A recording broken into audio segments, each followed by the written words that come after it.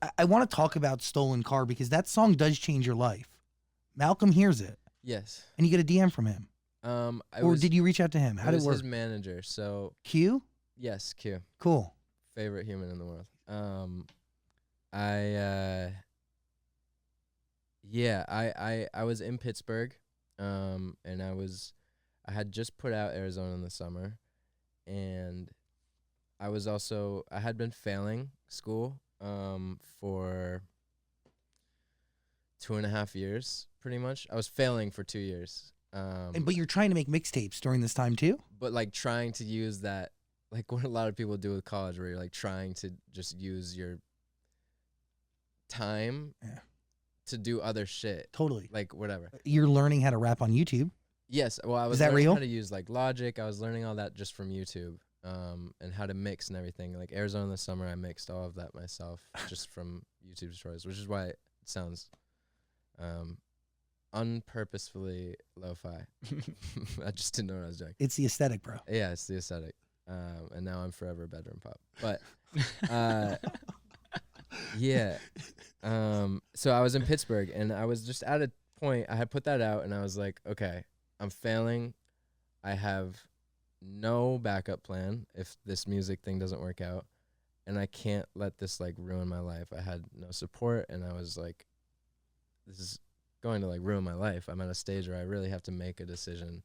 So I was like, let's give this, I just put it out. Let's give it 2 months, month and a half. And if nothing happens, if nothing great happens, then I need to move on, and I need to like get my shit together.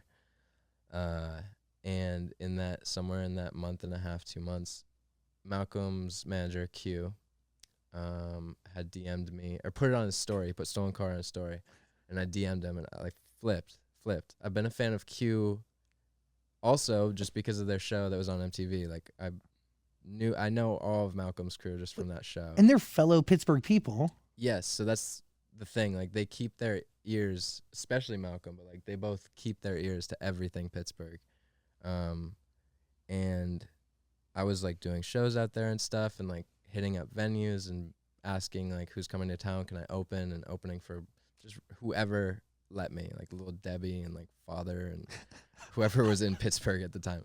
And yeah, I had reached out, and I was like, dude, this means the fucking world. I love you. I love Malcolm. I love all of you guys. And he was like, Malcolm really likes Stolen Car. And I flipped. I remember running up and down the dorm like staircase and like out of a movie. Like I really needed that. I was really in a shit place. You were ready to give up. Really close to giving up, and that in a way, not to be corny, saved my life. And ended up, long story short, they flew me out there, and I got to work and meet Mac, and yeah, and then I think that started to kind of get my name into the industry, and I think labels started to hear about it through that. Can't even imagine what that feels like to even be flown here, to meet heroes, but also to be validated by a human being that like one is hands down one of the greatest artists to ever exist. I agree. Like I believe that. And also one of the nicest people ever. More importantly. And I don't want, gets me very emotional. Yes. But I also hear him in what you do still to this day. And also if you look at Malcolm, there's no one path that Larry was doing something different than what Mac was doing. Yes. But it was still the same person. Yeah, man. I think the biggest thing for me was him as a human, because before I was in Pittsburgh, I can't lie, like I did not listen to Mac, and I didn't know anything. I never gave it a try, I guess. But I remember when Good AM came out, he came to Pittsburgh and did a free show at I can't remember. It's like an old church venue. And he did a free show, and I waited in line that whole day and got into the show. And it blew my mind. It was like very inspiring, and it pushed me to keep making music, I think.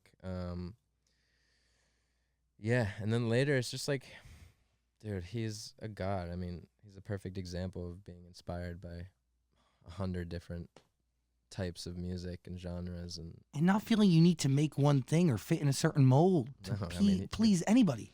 different personas and everything. He's a fucking genius, man. Do you ever get to ask him what it was about Stolen Car that caught his ear? I see you creeping on my homies. You think that's gonna piss me off? And on the weekends we be freaking. When you smoke, you always cough. It it was at a I don't. You can talk about it. Yeah, it was at a time when he was dealing with a certain relationship that was just not going well when I came into the picture, and I don't want to put words in. I don't remember exactly, but I think that was mostly how he identified with it. He was having some relationship issues at the time, and that song, out of the 4, seemed to stick with him. What does that moment prove to you? I mean, obviously the power of music. Yes. I mean, in general, it was the motivation that I needed. Like at that time when I was very close to just giving up in general. But I don't know, man. Like it's crazy to see an idol it's like one thing to see fans online and people online reacting and telling you how it helped them, how it saved them, how they relate to it, whatever. But to have like a hero saying those same things that you see from like 15-year-old girls on Twitter is like, it blew my mind. That didn't feel real to me.